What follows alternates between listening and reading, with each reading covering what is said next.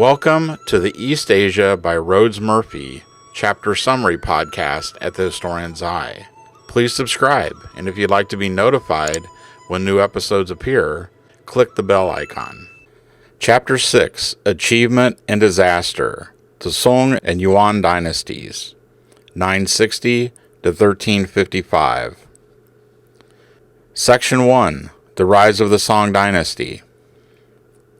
The Song Dynasty lasted from 960 to 1279, which was longer than the 300-year average for Chinese dynasties. History had largely criticized the Song for failing to keep the Mongols from taking over control of China, but it has also credited them for achieving unprecedented growth, innovation, and cultural development as it focused on the regions that made up its economic base. The Five Dynasties period following the collapse of the Tang Dynasty lasted from 907 through 960. This name is a misnomer since 5 kingdoms dominated the period. Rival armies fought for control of the north. The later Zhou Dynasty, its capital at Kaifeng, dominated briefly. General Guo Wei began reunification. General Zhao Kuan-yin, another late Zhou general, emerged victorious. He founded the Song Dynasty in 960, and taking the imperial title Taizu. Song territory never reached the geographical breadth that was achieved under the Tang. Described as conservative Confucian downsizing, the Song abandoned the wider imperial ambitions and focused on developing a small empire, or Xiao Tan Xia. The financial resources required to control Korea and Vietnam seemed unprofitable to the Song. Both accepted tributary status. The Khitan were left in control of the Beijing area. China lost nothing materially by relinquishing direct control of these areas. Indeed, the small empire of the Song allowed another cultural flowering, though less cosmopolitan than that of the Tang. Historians argue that the Song dynasty marked the end of China's medieval era and can be clearly differentiated from the preceding period. The transformation from the Tang to the Song signaled dramatic changes, inclusive of many modern developments, when compared with the continuation of and building upon tradition with the transfer of power from the Qin to the Han. Northern Song. The Song capital was at Kaifeng, near the Yellow River. Under the Song dynasty, we see a shift in the role of the capital city. Previously, capital cities were chosen because their geographical location allowed for the protection of the empire's borders and outlying barbarian nomads. Kaifeng served administrative functions, but also developed as a commercial center for manufacturing and trade. Its proximity to the Grand Canal allowed for the convenient transportation of goods south. Song government. The eunuchs were eliminated from the court. Scholar officials were against the core of the civil service. Imperial officials had overlapping jurisdictions allowing for mutual oversight. Progress in the development of inexpensive mass printing led to the promotion and expansion of literacy and education. The government used this technology to issue paper currency and promote technological advances in agriculture through the distribution of government pamphlets. The arts flourished. Su Shi was a painter and poet, and also combined a Confucian public life with a Taoist inspiration. Zhao Kuan-yin, having attaining power as a rival general during the Five Dynasties, feared disruption of the dynasty by military means as had occurred under the Tang rule and promoted the importance of education over military concerns. Over time, he replaced regional commanders with these new civilian officials, who had administrative control over the army. He also implemented a system of periodically removing generals and consistently rotating troops. The system's purpose was to check the potential rise of warlords, who had contributed to the demise of the Tang dynasty and had defined the Five Dynasty period. The Song adopted many of the administrative developments of the Tang, but they also had a financial commission to manage the treasury, tax system, and government monopolies. These were initially more successful in establishing control over tax revenues. Under the Song dynasty, evasion of taxes by large estates was carefully watched, and most large estates had already been broken up by the conflict that emerged with the end of the Tang. The Song dynasty maintained strong, successful governance. However, the military proved over time to be one of its major weaknesses. It was quite large, but it failed to be effective in dealing with the barbarian groups along the northern and northwest frontiers. In the end, they also failed to protect the dynasties from the Mongol conquest. The civil service. Perhaps the most notable change in government was the Song development of civil service. They expanded upon the imperial examination system and added important checks on its power. Under the Song, educated individuals who had passed the rigorous imperial examinations held the majority of government offices. The exam system had been initiated by the Han and further developed under the Tang, but had previously accounted for no more than 1/3 of the officials who held office. Under the new system, imperial relatives were no longer allowed to hold important offices, and eunuchs were kept out of political power. The sale of positions still occurred occasionally, and high-ranking officials played a role in suggesting candidates for junior posts, but for the first time the majority of officials had graduated from the exam system. The imperial exam was extremely difficult. Less than 10% of the candidates passed the first level of exams held at the prefecture level and received gentry status. Those who were successful moved on to the second level exams held at the capital. Only about 10% of them passed, which granted them the honor to participate in the third level of exams held at the palace. A system of periodic review was used to evaluate individuals once they held office. Officials were rated on merit, mostly their level of honesty and efficiency. These evaluations recommended or denied promotion. Upper-level officials who had nominated lower-level officials for promotion became accountable for the actions of the promoted. They could be punished for any ineptitude or dishonest behavior on the part of their protégés. Records listing successful candidates from the mid-11th through the mid-12th century reveal that over 1/3 of the officials came from families that had not previously produced one during the 3 preceding generations. This resulted in most individuals seeking success from within the system, rather than seeking alternatives and trying to overturn the system in place. However, the difficulty of passing even the first-level exams led to frustration, and some people joined rebel groups. After the first century of prosperity, the Song began to experience financial problems, similar to those that occurred during the previous dynasties. The familiar pattern of landowners evading taxes reemerged. While tax revenue fell, Song expenditures continued to rise. The treasury is burdened by the expense of defending the north and northeast borders from barbarians, including the Khitan and the Xixia. 80% of the government's expenditures went to the military by the mid-11th century. The subsidy payments made in silk and silver to groups also led to significant drains on financial resources. Despite its size, the military remained weak. It was made up of recruited soldiers primarily from the lower classes, and it proved to be an inadequate force. Reform. There was an attempt to reform the government after the new young emperor, Shenzong, appointed Wang Anshi as the chief counselor in 1068. Wang Anshi, leader of a reformist faction, sought to re-establish Song finances by promoting changes in government.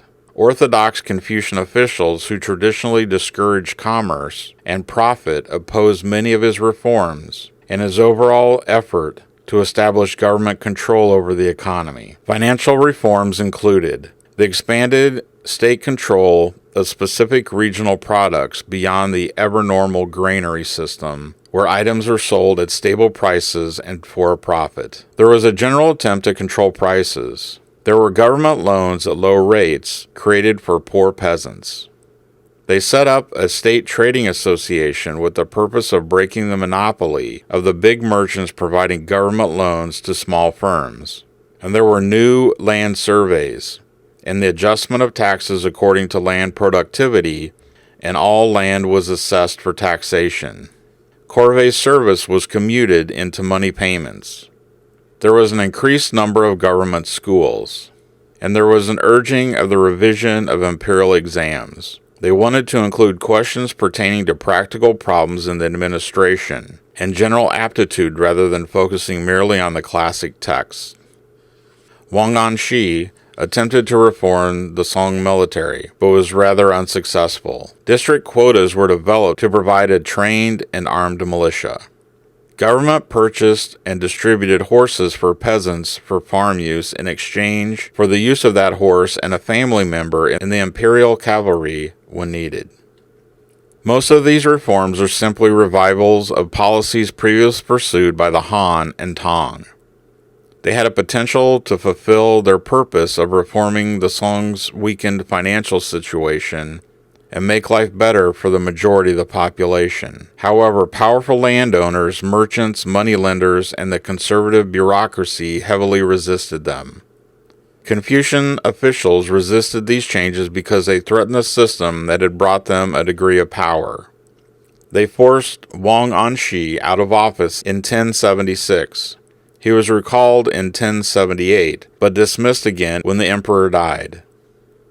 Debate between conservatives and reformers continued, but resulted in little action. This further weakened the government during the time of crisis when it was necessary to be strong and unified.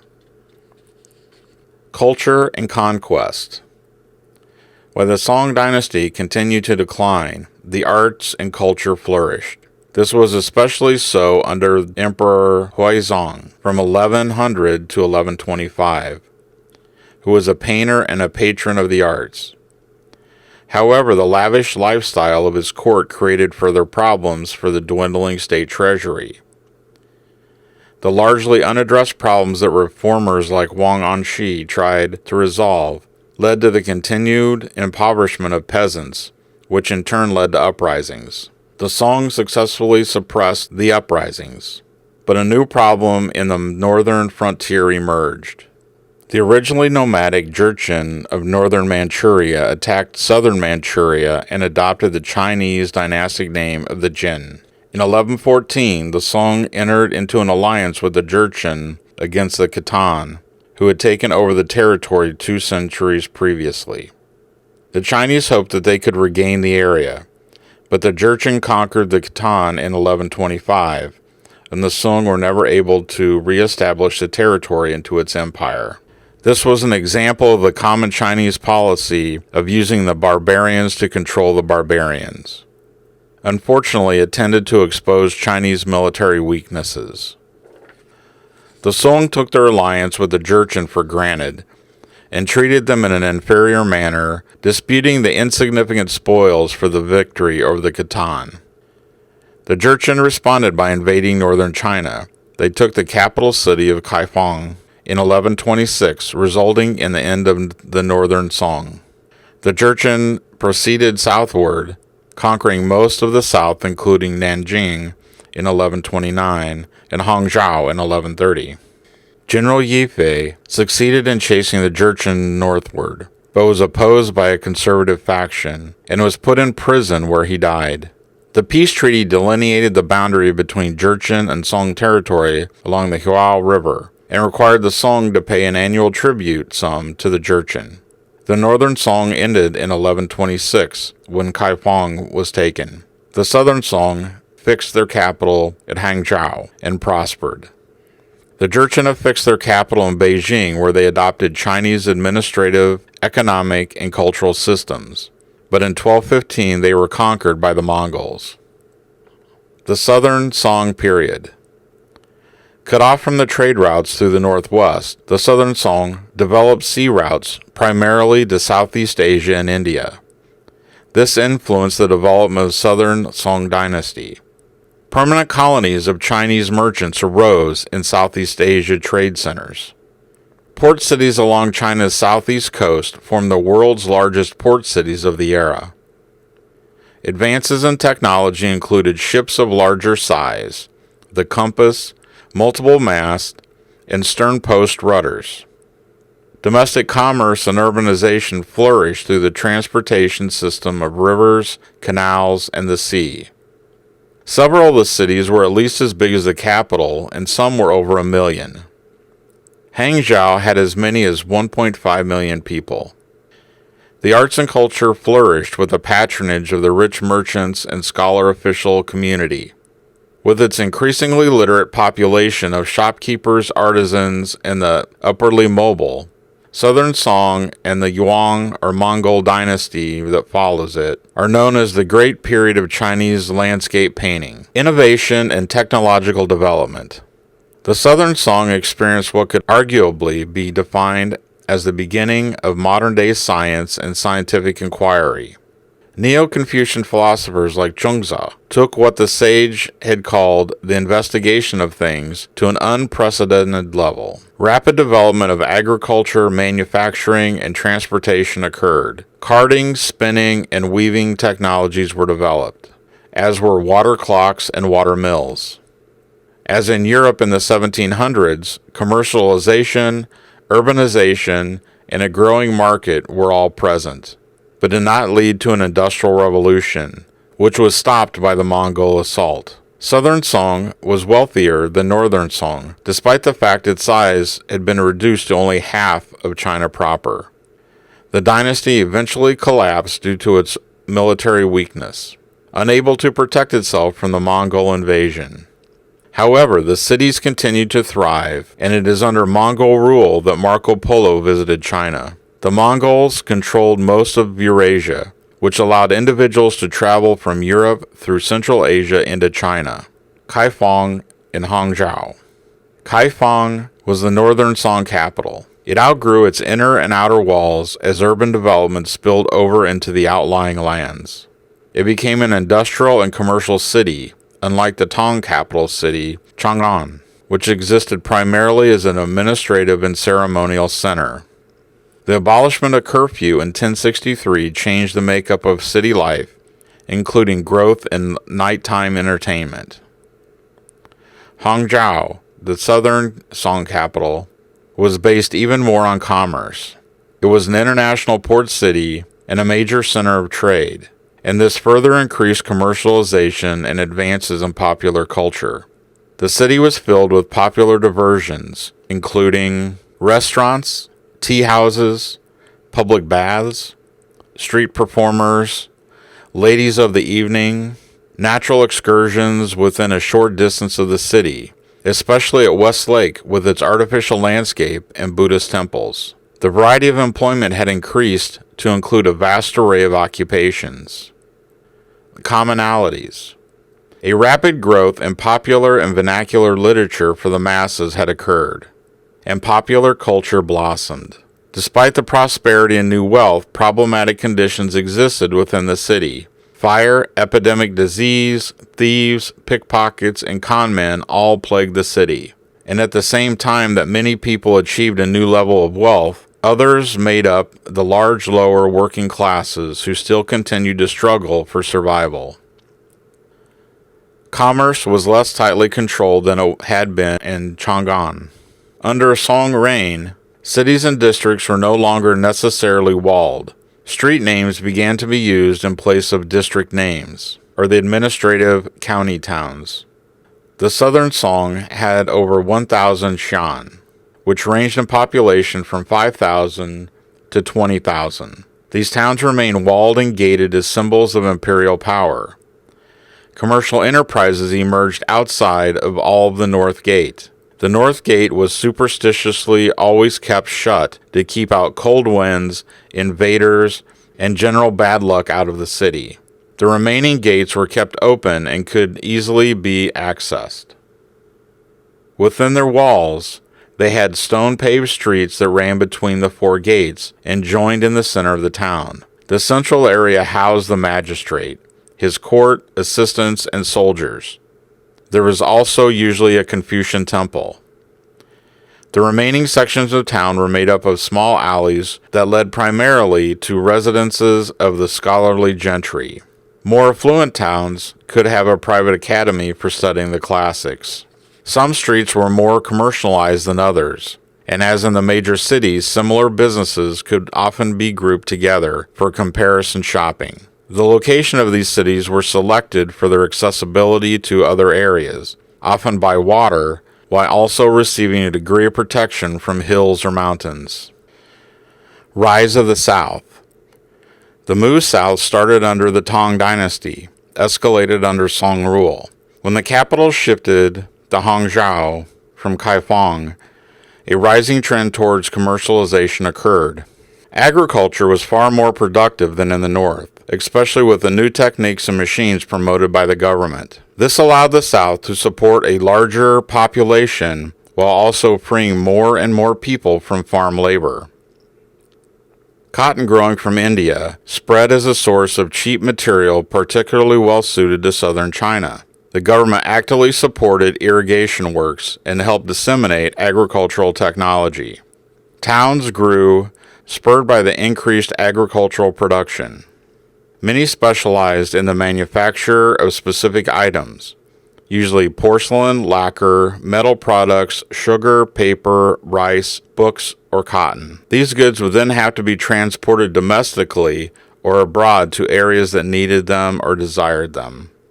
The Yangtze River and its tributaries provided the main route for domestic trade. It was supplemented by the Xi River, which passed through the most agriculturally productive region of China in the far south. A series of canals connected to the rivers and tributaries of cities, towns, and smaller settlements, particularly in the delta region of both rivers. It was and still is the largest network of navigable waterways in the world. Transportation of products by water proved less expensive than any alternative and was highly profitable. All of this allowed for and supported China's commercial growth, particularly in domestic trade. Coastal routes were also developed and served China's coastal cities as well as foreign markets. The majority of trade goods traveled to urban cities where they provided the growing number of rich residents with a means to decorate their homes and display their wealth. Foreign trade brought in ivory and sandalwood and became commonly available during Song times. China exported silk, tea, lacquer, and porcelains. During this period, these items traveled as far as India and the east coast of Africa, carried by Indian and Arab middlemen. In response to the economic changes, the government set up workshops and factories, which were overseen by civil servants and employed as many as 3,600 workers. Instead of previously relied upon land taxes, the taxation of goods and trade provided the basis of the Southern Song's revenue. The government also received income from sales taxes, transit taxes, license fees, and port duties. There was also a head tax and payment of substitution for corvée labor. For the first time in Chinese history, the government encouraged foreign trade. They saw its profitability and invested in the building, maintenance, and improvements of harbors, canals, warehouses, and navigational aids. They also organized inns for traveling merchants. A new wealthy group emerged. Despite the development of a new system for providing state revenue, old and new forms of corruption spread, including bribery and avoidance of taxation. As in the past, the lower classes suffered most because they did not have the means to gain influence and favors. They experienced increasing poverty as they carried the burden of supplying lost revenue. As the role of a cash economy increased, the Song began printing and distributing paper money in 1024. This further assisted the spread of commercialization. But when the government's financial stability became jeopardized, they responded simply by printing more money. This caused disastrous inflation and further weakened the government and China's economy. The importance of overseas trade continued to further innovations in perfecting seagoing ships. For the first time, Chinese merchants began living abroad in such places as the Philippines, Java, Vietnam, Thailand, and Malay. Southern Song China possessed the largest naval maritime power in the world. The Ming would build on this beginning. Significant gains in printing technology led to advances in the number of bookshops, individual sales of books, government and private schools, and libraries. Increased production and variety led to the publication of anthologies, encyclopedias, more accurate maps, illustrated collections of paintings, calligraphy, and architecture, historical text, medical books, as well as scientific and mathematical treatises. A massive geographical encyclopedia was produced. Algebra appeared along with the use of zero. The comprehensive mirror of advancement of governance, possibly the best-known historical text written during the Song period, was written by Sima Guang from 1019 to 1086. He was a key participant in the Confucian revival and succeeded Wang Anshi as head counselor. In opposition to Wang Hanshi, he called for the abolition of reforms. Neo-Confucianism. Encouragement of the scholarly elite under the Song led to a renewed interest in the Zhou period of Confucian classics. Accompanying this was an emphasis on Confucian orthodoxy. Neo-Confucianism philosophers settled the debate between Mencius and Junzi. They decided that the nature of humans was inherently good. Zhuzi added two new texts attributed to Confucius, the Doctrine of the Mean and the Greater Learning. Combined with Mencius and the Analects, these became the four major texts of Confucianism. They stressed the five relationships as well as the concepts of morality and responsibility in government. There was a renewed emphasis on providing service to others rather than being guided by one's own self-interest. New schools appeared, such as the Academy of the White Deer Grotto. The revival of strict Confucian morality and hierarchical relationships resulted in a tightening of freedom for women. Foot binding and the goal of achieving lily feet began during the Song period, but remained limited to a minority of upper-class women. Female participation in the public world became more limited, and female authors remained rare despite the advances in publishing and education. Li Qingzhao was an exception, and her poetry offered a glimpse into the life of an upper-class woman. She was highly literate, well-educated, like the majority of upper-class women, and appears to have escaped the constraints and damaging effects of foot binding. Painting and porcelain. Under the Song dynasty, painting develops into a form that is more or less retained for the remainder of the imperial period. The Mongols. The unparalleled military strength of the Mongols contributed greatly to its success in conquering the Song dynasty, but they had benefited significantly from strategic errors made by the Song government. Mongol military strength stemmed from the ability of its capable fighters, an ample supply of cavalry horses, and a well-developed military strategy. Their relative poverty, in comparison to the Chinese, and their apparent love of violence, provided an incentive to raid agricultural surpluses and trade caravans, before focusing on empire building throughout Eurasia. The Mongols were better armed than previous nomadic groups, such as the Toba, Shanbi, Khitan, and Jurchen. Each warrior wore a helmet and a coat of mail. They carried bows and arrows, clubs, battle axes, and food rations. The horses were outfitted with a type of armor made from either coats or metal. China had lost its control of the horse breeding regions that had been so cherished and heavily utilized by the Tang, with the shift of a smaller empire under the Song rule. The short supply of horses significantly weakened its military, which had far fewer cavalry units than previous dynasties. On the other hand, the Mongols controlled the major steppe breeding regions, giving them the advantage in both quality and supply. Mongol military strategy focused on orchestrated mobility. As mounted warriors, they developed tactics with the use of signal flags, using their mobility to the best advantage. They could instigate a preliminary attack and retreat with opposing forces in pursuit.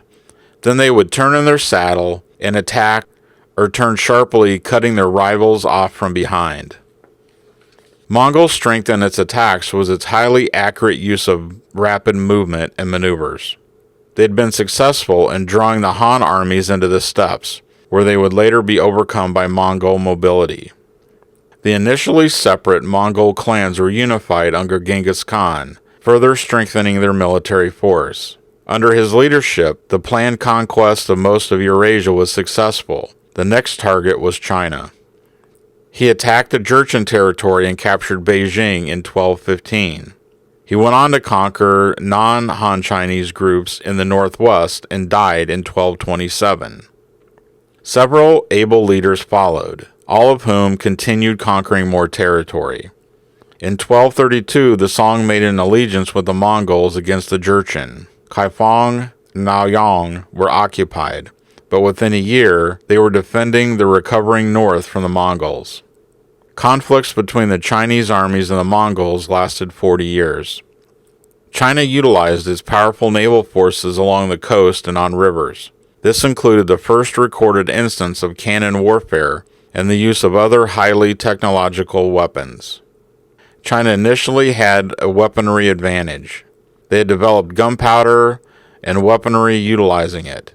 But the Mongols quickly acquired these new weapons and learned how to successfully use them against their creators. They even developed their own naval force. The Mongols conquered the north in 1237 and moved southwards.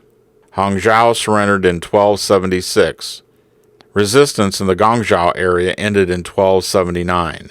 The Chinese fought one of the longest and most successful resistances against Mongol invasion. The irony of the Mongol victory is that it depended largely on the ability to adopt Chinese technology and methods. Kublai Khan, grandson of Genghis Khan, adopted the title of Yuan Dynasty from 1279 to 1368 and placed its capital in Beijing. After conquering the southern Song, the Mongols moved on to control southwest China, Vietnam, Burma, and Thailand. Vietnam, the Burmese, and the Thais resisted strongly and only submitted to tributary status. The Mongols were apt at warfare and conquest, but made poor administrators of their newly acquired territories. The harshness of their tactics were undeniable, though they were also propagandists to spread fear of their approach. The Mongol Empire began to fall apart almost immediately within a few years. Their control lasted longer in China because they understood they needed to rely on and employ thousands of Chinese and more trustworthy foreigners. Yuan China. The Mongols ruled China primarily through Chinese officials as well as a few Mongols and foreigners. The Chinese bureaucratic system was mostly retained, but the army was left entirely in the hands of the Mongols. Chinese culture continued to flourish along the lines already set up by the Song dynasty. Frustrated with the political situation, the scholarly gentry sought solace in art and literature. Kublai Khan was an able ruler, but concentrated on the development of China and culturally became almost entirely Chinese. Mongols were forbidden to marry Chinese as a method of protecting their own identity. Weak rulers followed him, perhaps because their new residencies had demilitarized them in Beijing. By the 1330s, there was widespread revolts by the Chinese who resented Mongol governance. The Ming dynasty was announced in 1368, led by a peasant who had brought together Chinese forces to chase out the Mongols.